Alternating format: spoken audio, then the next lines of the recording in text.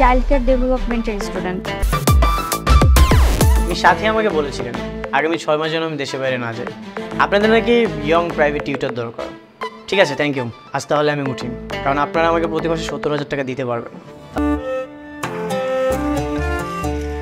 এইখানে খাড়াইছেন কেন? উপরে যান। আপনাকে হেল্প করার জন্য অবশ্য বুয়া থাকবেন। জি ম্যাম, আপনি কোনো চিন্তা করবেন না। এই ছবিটা তুমি এখান থেকে খুলে রাখবে। আচ্ছা, আমার বাচ্চাকে আগে যিনি দেখাশোনা করতেন তাকে কিন্তু আমরা 30,000 দিতাম। তবে আমাকে 35,000 দিতে হবে। টিউশন করে বলে কি আমার মন নেই? আমি কি তোমাকে ভালোবাসতে পারি না? বিশ্বাস করো, আমি তোমাকে অনেক ভালোবাসি। আমাকে প্লিজ তুমি ভুল বুঝো না। আমার মেয়ের হাত ধরে এভাবে বলিস না। দেখছো মা কি বলতেছে?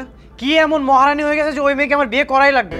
দেখা মাত্রই ক্রাশ খেয়ে যাবে, এত সুন্দর। আপনার পরিচিত ভালো কোনো টিচার আছে? আচ্ছা, কেমন দেখতে? অনেক সুন্দর। আচ্ছা বলেন তো, উনি আপনার কেমন পরিচিত? বান্ধবীর কাজিন। অবশ্যই, কিন্তু দেখতে অনেক সুন্দর হতে হবে। একটা ক্যারেক্টারলেস 10টা মেয়ের সাথে আপনি রিলেশন করে বেড়ান। তাই আমি ভেবেছি আপনার কাছে পড়বো না, প্রেমও করবো না। আজই ওনার সাথে আমার পরিচয় হয়েছে। ও হচ্ছে লামহা, আমার মেয়ে। কারণ আপনারা আমাকে প্রতি মাসে 70,000 টাকা দিতে পারবেন। বাবা, আপনাকে 70,000 টাকাই দেওয়া হবে। আমি ওনার কাছেই পড়তে চাই। আপনি আমার মেয়ের দিকে তাকালেন না কেন?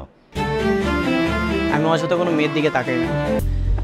আমি তোমাকে ম্যাথ করাবো, তার আগে আমি তোমার স্কিল টেস্ট নিব। কতবার কথা বলছেন, নিচের দিকে তাকিয়ে কথা বলছেন, আমার দিকে তাকাচ্ছেনই না। আপনার গার্লফ্রেন্ড আছে? কাউকে চান্স দিই না।